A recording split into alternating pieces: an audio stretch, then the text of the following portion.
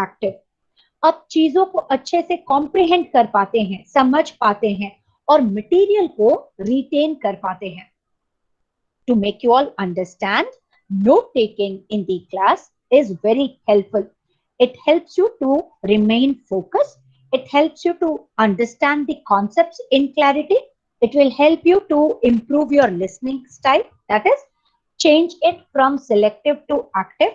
Understand the concepts in proper like clarity with clarity, and it will also help you to retain the concepts. Retention का मतलब होता है बहुत लंबे अरसे तक इंफॉर्मेशन को अपने माइंड में रिस्टोर कर रहना, अपने मेमोरी बॉक्स में रिस्टोर करना। Taking notes can be both synchronous और एसिंक्रोनस मटेरियल। सिंक्रोनस का मतलब होता है जैसे टीचर्स बता रहे हैं, पॉइंट आफ्टर द पॉइंट आप नोट कर रहे हैं। कई बार हम एसिंक्रोनस यूज करते हैं। असिंक्रोनस क्या होता है, जहां पर आपको जो लगता है ये इंफॉर्मेशन मुझे पहले से पता है, इसे नोट करने की जरूरत नहीं है, आप उसे स्किप करेंगे। जो आपको लगे कि ये इंपॉर्टेंट, बहुत ही ये जो पॉइंट मैम ने डिलीवर किया है, ये पॉइंट जो सर ने डिलीवर किया है, ये बहुत ही इंपॉर्टेंट है और इसे मुझे नोट कर लेना चाहिए, आप उस इंपॉर्टेंट पॉइंट को नोट करते हैं। जब आपका इंफॉर्मेशन अपने चॉइस के हिसाब से रैंडमली आप जब नोट्स को लेते हैं, उसे असिंक्रोनस कहा गया है। जब एक पैटर्न के हिसाब से जो जैसे बताया जाए उसको वैसे ही, जैसे का तैसा, ज्यों का त्यों आप अगर इंफॉर्मेशन को नोट करते चलते हैं, उसे सिंक्रोनस कहा गया है। क्लास के बाद भी अगर आपने नोट्स ले रखा है, वो आपकी बहुत ज्यादा मदद करता है। किन चीजों में? It will help you to review the complete delivery of the class, the complete information that was told, taught and explained by your teachers in the class. It will also help you to prepare your own class material for your better understanding, and in order to prepare very well, attempt questions during examination very well, even in the class test. You can definitely perform very well because of the review of the notes. So note taking is again very helpful. If you have taken notes, it saves your time. कई बार students जो notes को ले लेते हैं, जो notes को cover करते हुए लिखते हुए चलते हैं, उनको एग्जाम्स के टाइम पर बिल्कुल भी दिक्कत नहीं होता। वो 2 से 3 घंटे में क्विक रिवीजन कर सकते हैं अपने नोट्स को रिव्यू कर कर। लेकिन जिन स्टूडेंट्स के पास नोट्स ना हो, उनको या तो पूरा का पूरा वीडियो चेक करना होता है, पूरे के पूरे पीपीटीज को रिवाइज करना होता है, एक लेंथी टाइम किलिंग प्रोसेस हो जाता है और वो पैनिक कर जाते हैं क्योंकि उनके पास खुद का बनाया हुआ नोट्स नहीं है। सो always remember, if you have developed the habit of note taking, it saves your time, it saves your energy, it avoids confusion. When you are watching a video, particularly when you are watching a video, it is a time consuming process. So always remember, these days when the classes are online, when you are attending online classes, and when your teacher posts the complete class session on the classroom, आप में उतना zeal और interest और enthusiasm भी नहीं रहता कि आप पूरे के पूरे वीडियो को फिर से दोबारा से from the very beginning till the end entirety के साथ उस वीडियो को वॉच करें। So always remember, saving time, saving energy, saving confusion can be a boon to each one of you if you are taking notes. If you take good notes, it also helps you to kill the time wastage, that is hassle free. Hassle free का मतलब होता है छोटी छोटी मुश्किलें, छोटी छोटी परेशानियों से आपको दूर रखेंगी। क्योंकि अगर आप ऑनलाइन क्लास अटेंड कर रहे हैं, बाय चांस किसी कारणवश आपने ऑनलाइन क्लास अटेंड नहीं किया और टीचर्स ने आपके साथ अपना वीडियो शेयर कर दिया, उस वीडियो में बहुत सारा इंटरैक्शन हो सकता है टीचर का स्टूडेंट्स के साथ। वो इंटरैक्शन आपके लिए शायद ही काम का हो, तो आपको बार बार रिवाइंड करना पड़ सकता है, रीवॉच करना पड़ सकता है, पॉज करना पड़ सकता है, इंफॉर्मेशन को नोट करने के लिए स्किप करना पड़ सकता है, प्रॉपर इंफॉर्मेशन को कलेक्ट करने के लिए, और ये एक बहुत ही ज्यादा बोरिंग प्रोसेस है। सो इसीलिए अगर आप लगातार नोट टेकिंग में बिलीव करते हैं, मैंने बार बार आप लोगों को कहा था, पिछले सेमेस्टर और सेमेस्टर्स में भी मैंने बताया था, जब भी ऑनलाइन क्लास अटेंड कर रहे हैं अपने साथ एक पेपर और एक पेन हमेशा रखिए, उससे इंफॉर्मेशन को नोट करते चलिए, आपको उससे बहुत ज्यादा बेनिफिट मिलता है। एक नोट टेकिंग प्रोसेस का प्रॉपर फॉर्मेट होता है। हमेशा रखिए याद कि आप अगर टेक्स्ट को, रीडिंग असाइनमेंट्स को पहले से पढ़कर आते हैं तो वो आपके लिए बेनिफिशियल होगा। आपको सिलेबस पता चलते रहेगा कि कौन सा टॉपिक क्लियर हो चुका है, कौन से इंपॉर्टेंट इंफॉर्मेशन को डिलीवर कर दिया गया है क्लासेस में, और अभी कौन से इंपॉर्टेंट टॉपिक्स है जिसको क्लास में डिलीवर किए जाने वाले हैं। Review of notes will also help you to understand what all things were told, explained, and taught. For example, what did we do on Friday? What did we do on Tuesday? What did we do on last Thursday? What did we do on last Wednesday? अगर आपने date wise notes को note maintain कर रखा है तो आप ये collect कर सकते हैं इंफॉर्मेशन कि किस दिन टीचर ने क्या इंफॉर्मेशन को शेयर किया था। आपको ऑर्गेनाइज्ड बनाता है। And this important point will help you even when you are entering into the field of professionalism. When you have joined the corporate, when you are attending meetings, when you are attending calls, when you are attending your clients, it will help you to keep yourself organized because you have collected all the necessary information. And time and again, say for example, you are meeting Mr. X and you have met him on Monday. You have attended a meeting with him. अगर आपने important points को note कर लिया और दोबारा से उनके साथ मीटिंग नेक्स्ट मंडे के दिन असाइंड है तो आप प्रॉपर प्रिपरेशन के साथ जाओगे और उस प्रॉपर प्रिपरेशन में कुछ इंपॉर्टेंट पॉइंट ना छूटे उसके लिए अगर आपने पहले से नोट्स ले रखा है तो वो नोट्स आपके लिए बहुत ही कारगर, बहुत ही हेल्पफुल साबित होने वाले। So always remember, it will help you to organise your information. It will also help you to prepare yourself in a proper way. It will also help you to deal with your clients and customer in a handy manner. Please remember, maintain separate sections for different subjects. Say for example, you are meeting client A, you are meeting client B, you are meeting client C. When you are meeting different clients, you should have different client records made in different section. अगर एक student है तो आप 6 subjects पढ़ रहे हैं, 6 subjects का अलग अलग सेक्शंस होने चाहिए, ये क्रोनोलॉजिकल ऑर्डर में होना चाहिए। कई दफे मैंने देखा है स्टूडेंट्स को एक मोटा सा नोट पैड, एक मोटा सा डायरी मेंटेन करते हैं, हर एक डेट डालते जाते हैं, हर एक दिन का डेट डालते जाएंगे, सब्जेक्ट का नाम लिखते जाएंगे।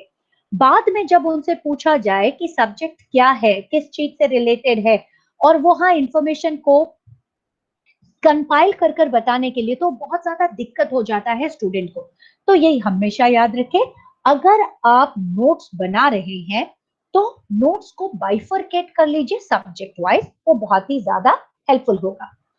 क्लास के दौरान जब भी टीचर्स कोई क्लास ले रही हैं, नोट्स बनाने से होने वाले बेनिफिट्स क्या क्या हैं? आपको इंपॉर्टेंट पॉइंट्स रिस्टोर करने में, मेमोरी में स्टोर करने में ज्यादा टाइम नहीं लगेगा, क्योंकि जैसे आपने कॉन्सेप्ट को सुना, समझा, अगर उसका मेन पॉइंट आपने लिख लिया तो वो बहुत ही लंबे अरसे तक आपके दिमाग में घूमता रहेगा। कई बार फैक्चुअल इंफॉर्मेशन को नोट्स में अगर लिख लेते हैं सुनने के बाद, जैसे टीचर्स का लेक्चर डिलीवरी वर्ड्स में होता है, आपको हमेशा याद रखना है जब भी टीचर्स कोई भी एक्सप्लेन कर रहे हैं, कोई टॉपिक को समझा रहे हैं, वो जो बोल रहे हैं वो ओरल है, आप उसे जो कन्वर्ट करें वो रिटन है। उनके दिए हुए ओरल से रिटन में लिखने को ट्रांसक्राइब कहा गया है। और जो लेक्चर है वो एक लंबा लेक्चर चलते जाता है, उसी वर्बेटिम को आप जब अपने वर्ड्स में कन्वर्ट कर लेते हैं तो वो आपको एमसीक्यूज को सॉल्व करने में, शॉर्ट आंसर्स को डिलीवर करने में बहुत ही हेल्पफुल देता है। लेकिन ये याद रखना है, जब भी आप नोट्स ले उसे रिवाइज जरूर करें, विद इन 24 आवर्स एक बार जरूर रिवाइज कर लेना चाहिए, उससे आपका मेमोरी पावर बहुत ही ज्यादा स्ट्रांग हो जाता है। जब आप एक बार रिवाइज करते हैं तो आपके कई सारे डाउट्स होते हैं, उससे आप अपने नेक्स्ट क्लास में जरूर अपने टीचर सबसे पूछकर आप अपने डाउट्स को भी क्लियर कर सकते हैं. This is going to help you to follow up. This is going to help you to get clarity related to the confusion, get clarity related to the dilemmas, get clarity related to the concept which you could not understand. Please remember, when we say note taking, it's not writing all the points that are stated by your teacher. आप dictation of notes नहीं ले रहे हैं. It's not the lecture that is being converted into the notes. You should remember, note taking is an art which says note only keywords, note only the key concepts, so that you can remember, you can remind yourself that what was the important concept that was delivered by which teacher on what date, and then what is the importance of that particular concept in your study or in your knowledge assimilation. Clarity is very important, conciseness is very important, organizing the information is very important. The note should be well structured. This is again very very important thing.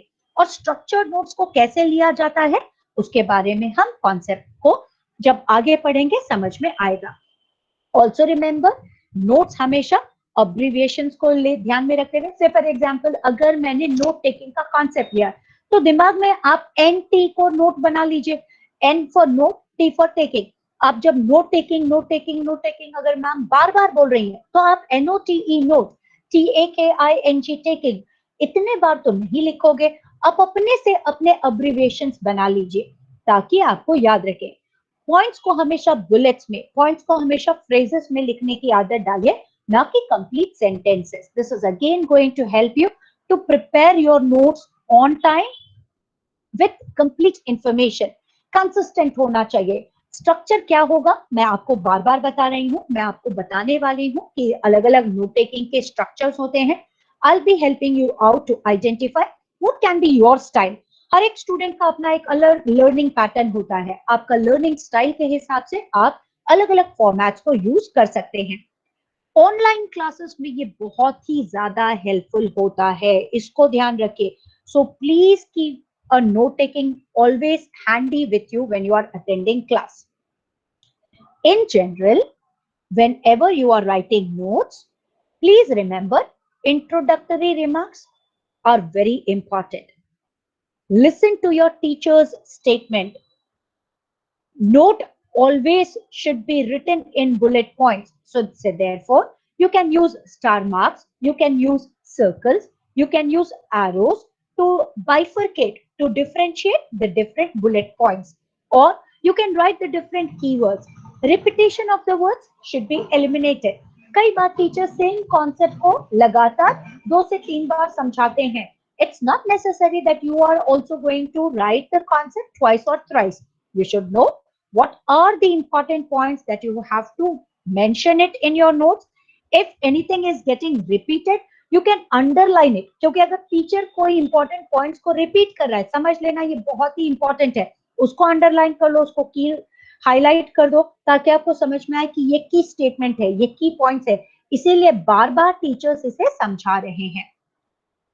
Also remember, कई बार हम जब notes ले रहे हैं तो हमारा बहुत सारा पॉइंट्स जेस्चर के थ्रू हमें समझ में आता है, तो वो जेस्चर्स को भी आप ट्रांसक्राइब कर कर लिख सकते हैं. कई बार टीचर्स के बॉडी लैंग्वेज के थ्रू आपको समझ में आता है, तो वो बॉडी लैंग्वेजेस को भी आप हाईलाइट कर कर बता सकते हैं. जैसे टीचर्स बताते हैं नोट दिस, जैसे कहेंगे कि दिस इज वेरी इंपॉर्टेंट, उनके एक्सप्रेशन से आपको पता चलता है ओ माय गॉड टीचर ये बता रहा है, बार बार एम्फेसाइज कर रहा है, इसका मतलब ये बहुत ही इंपॉर्टेंट पॉइंट है, तो आप उसे हाईलाइट जरूर कर लीजिए. रिमार्क्स को कंक्लूड करना भी बहुत इंपॉर्टेंट है.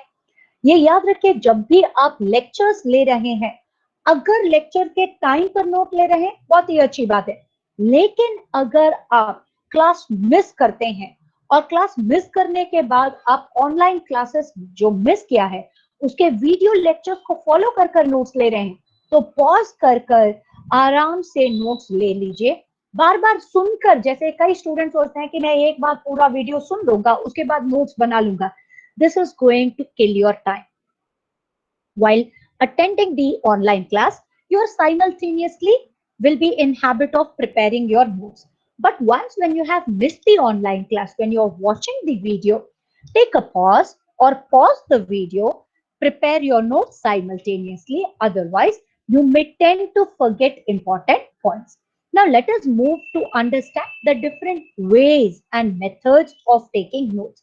This is very, very important. Professionally अगर मुझसे पूछा जाए, आप जब मैनेजर्स बन जाओगे, आप सबसे पूछा जा सकता है कि आपको कॉर्नल नोट मेथड आता है या नहीं, तब ये आपके दिमाग में या आपके मेमोरी ब्लॉक बॉक्स में स्टोर होना चाहिए। इसे 3 भागों में डिवाइड किया जाता है। आप जब पेज को देखते हैं, क्यूज का मतलब होता है इंपॉर्टेंट की पॉइंट्स, कीवर्ड्स को आप नोट करते हैं लेफ्ट हैंड कॉर्नर में।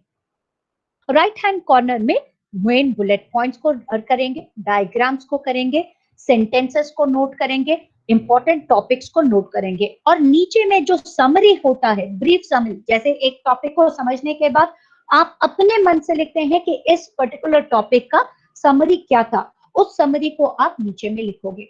ये T shape note taking process होता है। This is also called as T shape note taking process. अगर बाई चांस कोई पूछे what is the T shape of note taking process or what is the name of T shape taking notes taking process, you should remember it is Cornell notes taking process. This is very, very important, easy to note all the important information without missing any point. Then comes this is my favorite, because generally if you talk about my habit, I am into flow chart. मेरा दिमाग mind mapping इसी तरह से करता है, तो मैं flow chart में बिलीव करती हूँ। तो ये मेरा कॉन्सेप्ट है। फ्लो चार्ट में भी अलग अलग तरीके से हो सकता है। One which you can see here is one kind of sample, this is another type. ये आप सब में से कई सारे स्टूडेंट्स का होता होगा, की पॉइंट लिखते होंगे, उसके नीचे का सब बुलेट पॉइंट्स लिखते होंगे, जिसे सब हेडिंग कहा जाता है, सब हेडिंग के सब बुलेट पॉइंट्स लिखते होंगे। तो इस तरह से भी नोट्स को बनाया जाता है। आप या तो कॉर्नल मेथड अप्लाई कर सकते हैं, या आप फ्लो चार्ट या कॉन्सेप्ट फ्लो का भी यूज कर सकते हैं। फिर आप चार्टिंग मेथड्स, जैसे आपने हायरार्किकल चार्ट्स देखा होगा, चार्ट्स बनाकर भी लोग कई बार कॉन्सेप्ट्स को समझते हैं। अगर आपको याद हो, जब हम लोगों ने इन्फोग्राफिक्स के बारे में डिस्कस किया था, तो उसमें मैंने चार्टिंग मेथड का यूज किया था, ताकि आप लोगों को बता सकूं कि चार्ट से कैसे हम लोग लोगों के क्रोनोलॉजिकल हिस्ट्री को समझ सकते हैं, हम लोगों के हायरार्कीज को समझ सकते हैं। इसके बाद सेंटेंस मेथड। सेंटेंस मेथड आमतौर पर हर एक स्टूडेंट यूज करता है। सेंटेंस मेथड एक बहुत ही कॉमन मेथोडोलॉजी है, जहां पर आप इंपॉर्टेंट पॉइंट को हेडिंग लिखते हैं, मेन हेडिंग लिखते हैं, उसके सब हेडिंग्स को लिखते हैं, और सब हेडिंग के नीचे में आपने इंपॉर्टेंट पॉइंट्स को नोट कर कर इंफॉर्मेशन को शेयर किया है। अगर आप इन सारे चीजों को अप्लाई कर रहे हैं, this is going to help you a lot in preparing your notes, in taking your notes in an empathetic and beautiful way. So now if you have any doubts, I'll appreciate if you can open up your mic, if you can unmute your mic and get your doubts clear. Thank you very much for attending.